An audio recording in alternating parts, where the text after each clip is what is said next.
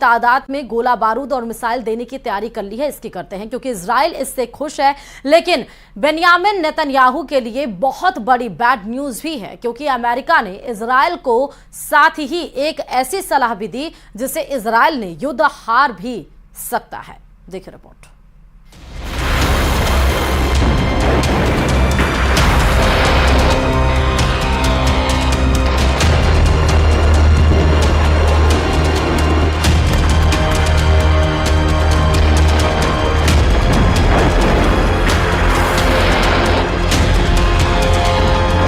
Israel attack mode में है।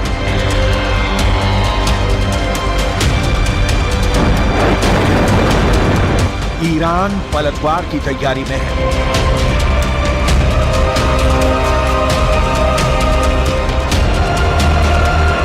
युद्ध का पूरा माहौल बना हुआ है।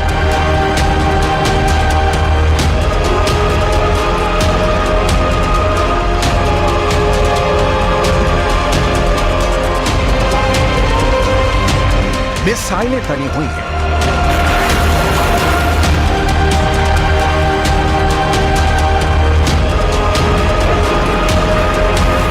जंगी जेट रेडी है। फाइटर ड्रोन अटैक मोड में है।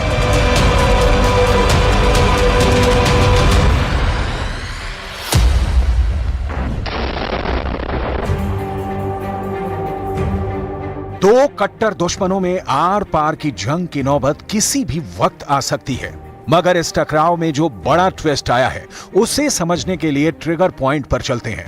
अप्रैल महीने की पहली तारीख सीरिया के दमिश्क में बारूद बरसा, ईरानी दूतावास दहला। ईरान ने हमले के आरोप सीधे इजराइल पर लगाए। इजराइल हमले से इनकार करता रहा। अमेरिका ने तो खुद को दमिश्क हमले से दूर दूर तक अनजान ही बताया। दमिश्क अटैक के जवाब में ईरान ने सैकड़ों ड्रोन और मिसाइल की बौछार इजराइल पर कर दी। ईरानी हमले से अमेरिका ने इजराइल को कवर दिया। सुपर पावर के साथ नाटो कंट्री भी इजराइल के कवच बने। इसके बाद जब ईरान के शेखरी बेस को धुआं किया गया, तब भी अमेरिका ने हमले पर आधिकारिक बयान नहीं दिया। इजराइल की इराक स्ट्राइक से भी अमेरिका ने दूरी बना रखी है। इसके मायने क्या है? क्या युद्ध में इजराइल अकेले फंस गया है? क्योंकि अमेरिका तो फिलहाल किसी युद्ध में उलझने के लिए तैयार नहीं है। अमेरिकी डिफेंस फोर्सेस की सीक्रेट मीटिंग में क्या तय हुआ है? क्या इजराइल ईरान के टकराव से शुरू होने वाला महायुद्ध टल गया है? ये कहना तो मुश्किल है कि ईरान इजराइल शांति धारण करने वाले हैं, लेकिन अमेरिका इस बारूदी फसाद में फंसने से बच रहा है। ये दावा पूर्व अमेरिकी सैन्य अधिकारियों की रणनीति के आधार पर किया गया है, जिसके मुताबिक अमेरिका की सेनाएं मिडिल ईस्ट में बड़े युद्ध के लिए तैनात नहीं है। अगर संकट गहराता है तो पेंटागन को क्षेत्र में सैन्य जरूरतों के बारे में दोबारा विचार करना पड़ सकता है। डोनाल्ड ट्रंप के राष्ट्रपति कार्यकाल में मिडिल ईस्ट के उप सहायक रक्षा सचिव माइकल मोलरॉय ने एक बयान में कहा है कि मुझे नहीं लगता कि हमारे पास वो सभी ताकतें हैं जो हम इजराइल का समर्थन करना चाहेंगे अगर उनके और ईरान के बीच सीधा युद्ध होता है। माइकल मोलरॉय से अमेरिकी फोर्सेस के टॉप कमांडर की राय भी मिलती जुलती है।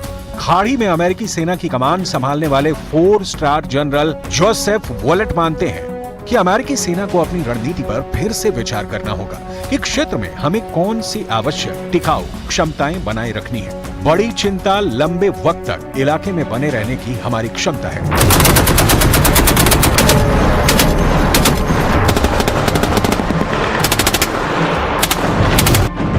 सुपर पावर अमेरिका की मुश्किलें इतनी भर नहीं। इजराइल के साथ युद्ध में कूदने की बजाय अमेरिका का फोकस किसी और फ्रंट पर है।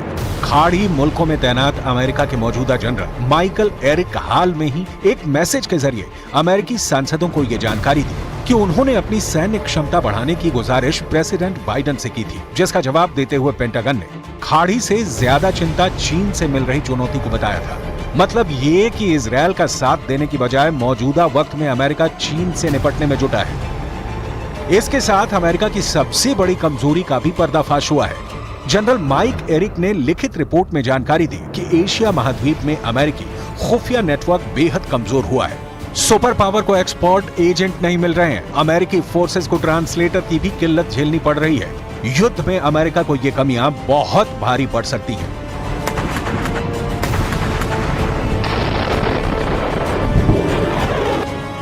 साफ है कि अमेरिका अपनी कमजोरियों को दुरुस्त किए बिना तो युद्ध में उतरने नहीं जा रहा। ऐसे में इजरायल का हाल यूक्रेन जैसा न हो जाए, जिसने अमेरिका की शय पर रूस से अदावत मोल ली और अंतहीन युद्ध में उलझ गया।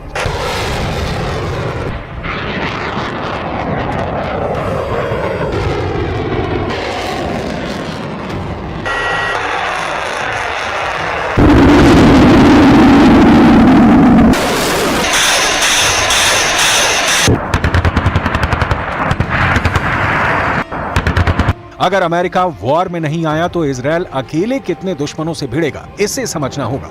ईरान के पाले में अरब मुल्कों की पूरी ताकत जुटेगी, इसमें किसी को संदेह नहीं है। ईरान के साथ विद्रोही लड़ाकों की खोखार पलटन भी होगी। और रुकते हैं छोटे से ब्रेक के लिए, देखते रहिए न्यूज़ 18 राजस्थान।